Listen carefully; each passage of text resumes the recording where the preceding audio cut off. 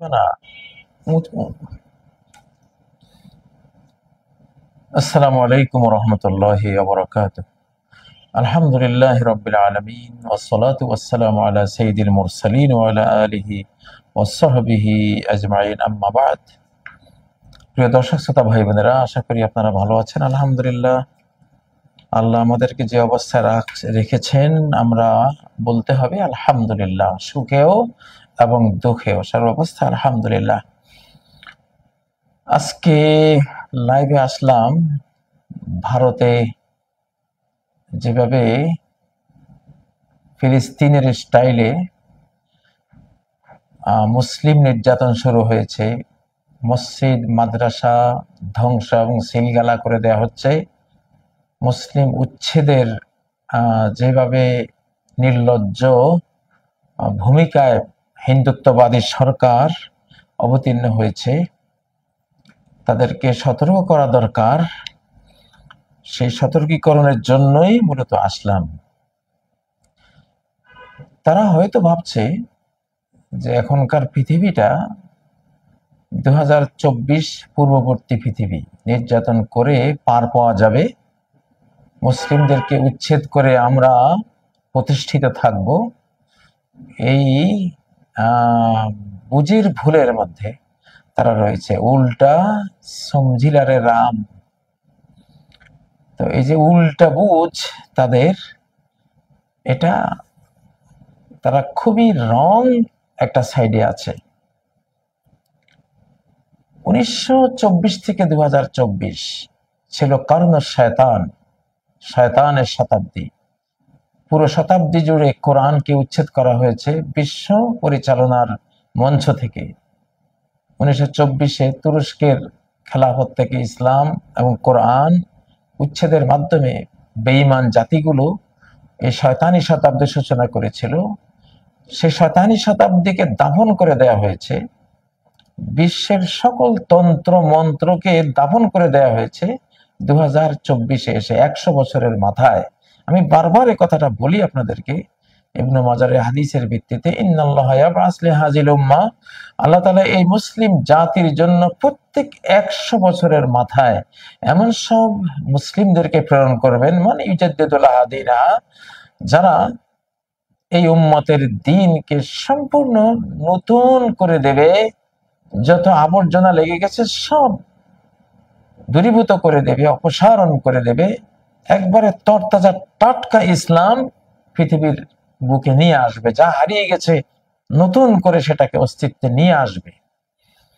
এই হাদিস থেকে আমরা এটা বুঝতে পারছি যে 1924-এ যখন মুসলিমদের বিশ্বব্যাপী ইসলামী সাম্রাজ্যের পতন হয়েছে, 100 বছরের মধ্যে এটা ফেরত আসবে।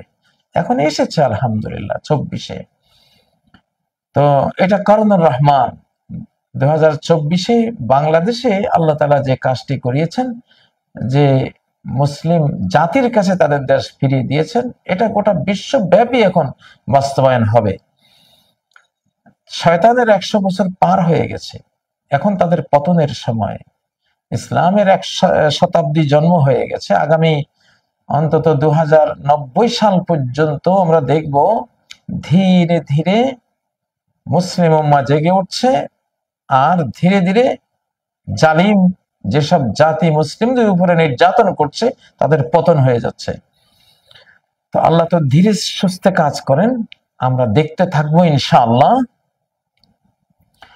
তো এই যে মসজিদ ভেঙে ফেলছে, তারাই যারা ভাঙছে, যে হিন্দুত্ববাদী সরকার।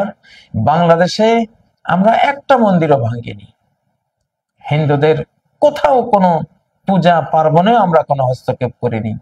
তারপরে 24 ঘন্টা প্রপাগান্ডা করছে আমরা উগ্রবাদী।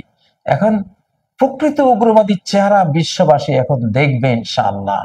কারা উগ্রবাদী, কারা মানুষের চেয়েও অমানুষ, অমানুষের চেয়েও আরো অমানুষ, পশুর চেয়েও আরো বড় পশু, পশুর চেয়েও নিকৃষ্ট। ফিলিস্তিনে যখন মা শিশুগুলিকে এইভাবে বোমা উড়িয়ে দেওয়া হচ্ছে, সে সময় ভারতেরা আনন্দ উল্লাস করে।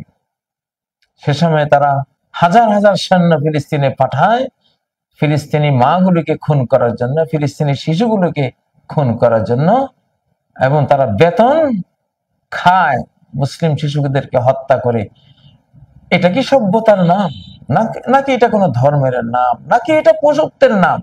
নাকি পশুত্বের চেয়েও আরো আরো নিকৃষ্ট এমন একটা জিনিসের নাম যার আদ্যপান্ত শুধু অভিশাপ আর লানত আর গজব আর গজব, এছাড়া আর কিছু থাকতে পারে না আল্লাহর এই পৃথিবীতে, এই জগতে। প্রিয় বন্ধুরা, তাদের ধর্ম নিরপেক্ষতার মুখোশ আপনারা দেখুন। তারা দাবি করে তারা ধর্ম নিরপেক্ষ। মুসলিমদের অক্ফ স্টেট দখল করেছে, দখল করে এখন মসজিদ ধ্বংস, মাদ্রাসা ধ্বংস, মুসলিমদেরকে উচ্ছেদ করে তারা কি চায়? তারা কি ভাবছে যে 2024 পরবর্তী পৃথিবীতে তারা এগুলো করে টিকবে? মোটেও টিকবে না। একেবারে ফেরাউন যখন 10-12 লক্ষ বাহিনী নিয়ে 300-350 মুসা আলাইহিস সালামের উম্মতের পিছে ছুটছিল, সে কি কল্পনা করতে পেরেছিল মুহূর্তের জন্য যে 350 বেঁচে যাবে আর আমার 10-12 লক্ষ দুর্ধর্ষ আর্মি সহ আমি হারিয়ে যাব, ধ্বংস হয়ে যাব? কল্পনা করেনি। কিন্তু অকল্পনীয় কাজটাই হয়েছে। নমরুদ কি ভাবতে পেরেছিল যে সামান্য একমাত্র ইব্রাহিম আর তার স্ত্রী মুমিনী দুজনের সাথে লেগে আমার গোটা সাম্রাজ্য তো যাবে, আমার সৈন্য বাহিনী যাবে মশক বাহিনীর সাথে লড়ে, আর আমিও যাব ল্যাংড়া মশার কামড়কে? সে কি বুঝতে পেরেছিল? বুঝতে পারেনি। এরাও বুঝতেছে না যে সময়টা পাল্টে গেছে। 2024 পরবর্তী পৃথিবী, 25, 2026, 2027, 2028 থেকে আগামী 2090 সাল পর্যন্ত এটা রহমানের শতাব্দী, সৃষ্টিকর্তার মহা পরাক্রম প্রকাশের শতাব্দী। সর্বশক্তিমান, able to do all things যিনি, আলা কুল্লি শাইইন কাদির যিনি, তিনি তার প্রমাণ দেবেন। দেখ আমি কি করতে না পারি, আমার ক্ষমতা দেখ। সিরিজ ভূমিকম্প দিয়ে, করোনা ভাইরাস দিয়ে, মহামারী দিয়ে, টর্নেডো, সাইক্লোন, হেরিকেন, টাইফুন দিয়ে, বিভিন্ন ধরনের আসমানি এবং জমিনি অভিশাপ দিয়ে, দাবানল দিয়ে, বাঁধ ভাঙ্গা, বন্যা, সুনামি দিয়ে একের পর এক তিনি তো জানান দিচ্ছেন। এসব জানানোর পরেও যারা সতর্ক হবে না, শেষ তাদের সব দুর্ভাগ্য আসবে, ধরা থেকে মুছে যাবে তারা। এখন ইনশাআল্লাহ আমি সাবধান করে দিচ্ছি, যারা মসজিদ ভাঙছো, নিজেদেরকে ভাঙছো, তারা নিজের পায়ে কুড়াল মারছো। যারা মাদ্রাসা ভাঙতেছো, নিজেদের দেশ ভাঙতেছো। তোমাদের এই দেশ থাকবে না ইনশাআল্লাহ, লিখে রাখো। আমি বললাম এই দেশ থাকবে না তোমাদের। যাদেরকে দেশ থেকে বিতাড়িত করার সিদ্ধান্ত নিয়েছো, তারাই দেশের মালিক হবে, তারাই দেশ চালাবে ইনশাআল্লাহ। অতীতে যেমন 750 বছর তারা চালিয়েছে, আবারও তারা এই দেশ হাতে পাবে, ষষ্ঠা দিবেন ইনশাআল্লাহ। আমি বানানো কথা বলি না, আমি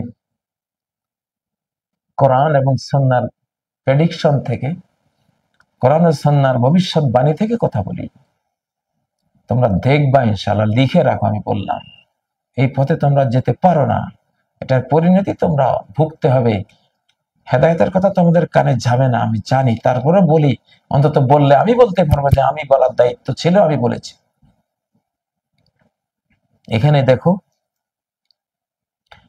সূরা ইব্রাহিম আল্লাহ তাআলা কি বলেছেন, যে ওয়াকালাল্লাযীনা কাফারু লিরুসুলিহিম, অবিশ্বাসী কাফের মুশরিকরা, বেঈমানরা আল্লাহর প্রেরিত রাসূলগণকে বলল, লানুখরিজান্নাকুম মিন আরদিনা, আমাদের ভূমি, আমাদের পৈতৃক ভূমি, আমরা এই দেশের ভূমিপুত্র, তোমাদেরকে বের করে দেব।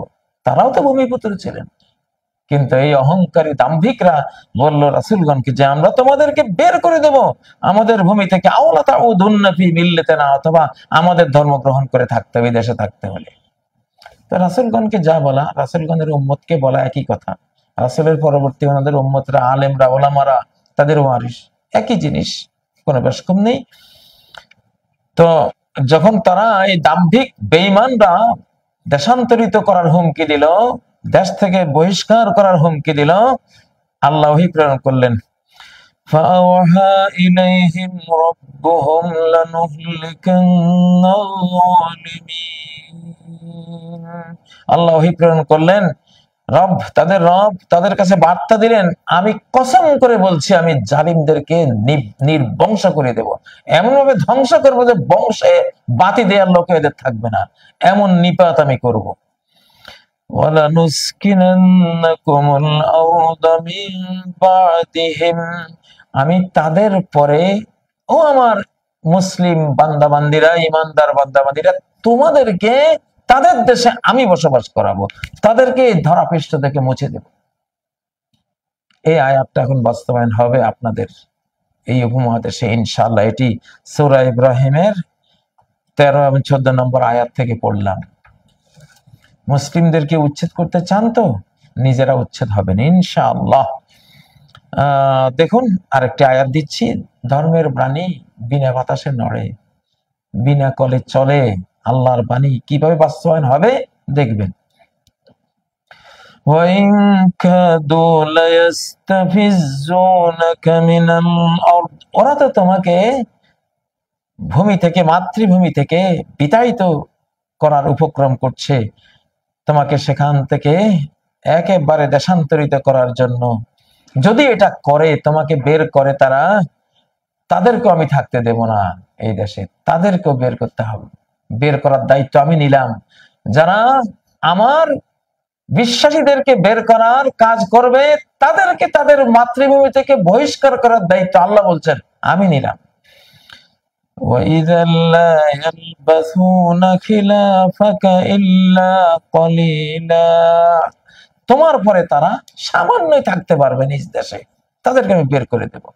কুরাইশরা যখন নবীজিকে বের করে দিয়েছেন, ইমানদারদেরকে বের করে দিলেন, মূর্তি পূজারীরা, তাদের নেতারা 1.5 বছর থাকতে পেরেছে নবীজিকে বের করে।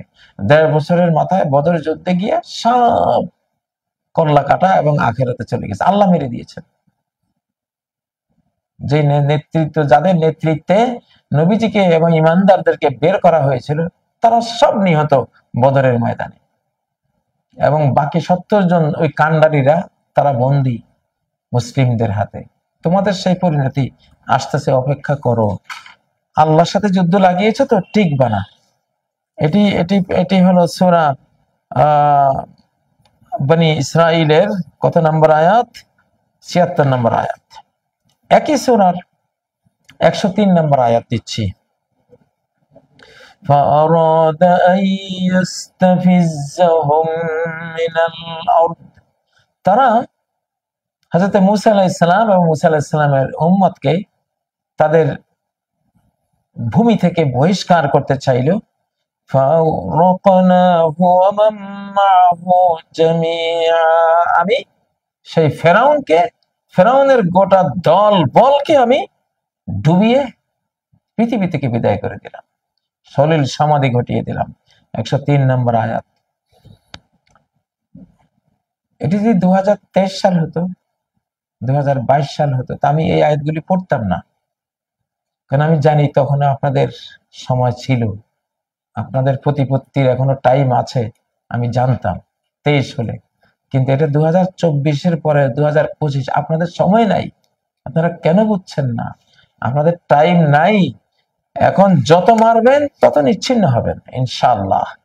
2024 থেকে আগামী 2090 সাল পর্যন্ত কমপক্ষে মুসলিম উম্মার উত্থান কাল, মুসলিম উম্মার বিশ্বায়নের সময়, মুসলিম উম্মার গ্লোবালাইজেশনের সময়, কোরআনের গ্লোবাল হুকুমতের সময়, মুসলিম জাতির উত্থান এবং বিশ্ব শাসন, বিশ্বকে রহমত, মায়া, স্নেহ দিয়ে পরিপূর্ণ একটি জান্নাত তৈরি করার সময় এদের আল্লাহ দিয়েছেন। এটা হবে। তবে তার আগে আপনাদের ধ্বংস কপালে লেখা আছে, সেই ধ্বংসের পথে আপনারা যাচ্ছেন। কথাগুলি বলে রাখলাম, কথাগুলি শুনে রাখেন এবং মনে রাখবেন ইনশাআল্লাহ। একদিন স্মরণ করবেন যে হ্যাঁ, কোরআনের কিছু কথা তো শুনেছিলাম। ফেরাউন যেমন পানির নিচে গিয়ে আমানতু বলে চিৎকার দিয়েছিল, এবং সূরা দোকানে যেমন বলেছেন ইন্না মুমিনুন, হে রব শাস্তি তুলে নাও, আমরা সবাই ঈমান এনেছি। এই চিৎকার আপনারা দেবেন, আমি অপেক্ষায় থাকলাম ইনশাআল্লাহ। ভারতীয় মুসলিম ভাই বোনেরা ধৈর্য ধরুন। আমি একটা স্লোগান দিয়েছি, এখন একটা স্লোগান দেই, আল্লাহ মালিক যেই দিকে আমরা আছি সেই দিকে। ভারতীয় মুসলিম ভাই বোনেরা, বাঁচলে গাজী, মরলে শহীদ। ওরা যদি মারে আপনারা শহীদ হবেন, আর যদি বেঁচে থাকেন, সামনে যুদ্ধ আসতেছে, গাজওয়াতুল হিন্দ আসতেছে, আমরা রেডি হচ্ছি, সারা বিশ্বের মুসলিম জাতি রেডি হচ্ছে ইনশাআল্লাহ। চতুর্দিকে মুসলিম রাষ্ট্র আছে, 57 মুসলিম দেশের নেতৃত্বে এই জালিমদের বিরুদ্ধে যুদ্ধ হবে ইনশাআল্লাহ। তো জালিমরা, তোমরা ভাবছো তোমরা নিরীহ মুসলিমদের বিরুদ্ধে লড়ছো, না, তোমরা সরাসরি সর্বশক্তিমান সৃষ্টিকর্তার বিরুদ্ধে লড়ছো। 2024 পরবর্তী পৃথিবী আগের পৃথিবীটা নাই, সময়টা আগের সময় নাই। এটা আইয়ামুল্লাহ, কোরআনের ভাষায় এটি আল্লাহর দিন, আল্লাহর দিবস, আল্লাহর সময়। সময়টা আমি বারবার স্মরণ করে দিচ্ছি। 2024 কে বুঝাতে গেলে আমার অন্তত 30-40টা বক্তব্য রেকর্ড করতে হবে, তারপরে 2024 কিছুটা বুঝবেন আপনারা। এত কিছু আছে 2024-এর ভিতরে। এখন 2024 পরবর্তী পৃথিবীটা কেমন হবে আমি বলতে চেষ্টা করি কোরআন সুন্নাহর আলোকে। আপনারা শুনতে থাকুন, বুঝতে থাকুন। তবে আপনারা ভুল পথে পা বাড়িয়েছেন, নিজের পায়ে নিজেরা কুয়াল মারছেন। মুসলিমদের বিরুদ্ধে, মসজিদ মাদ্রাসার বিরুদ্ধে যুদ্ধংদেহী অহংকারী মনোভাব নিয়ে সৃষ্টিকর্তার বিরাগ বাজন এবং অভিশাপ টেনে আনছেন। আপনাদের ধ্বংস এখন সময়ের ব্যাপার মাত্র। অপেক্ষায় থাকুন, আমরা অপেক্ষায় থাকলাম। সুবহানাকাল্লাহুম্মা ওয়া বিহামদিক, আশহাদু আল্লা ইলাহা ইল্লা আনতা, আস্তাগফিরুকা ওয়া আতুবু ইলাইক। ওয়াসসালামু আলাইকুম ওয়া রাহমাতুল্লাহি ওয়া বারাকাতুহু।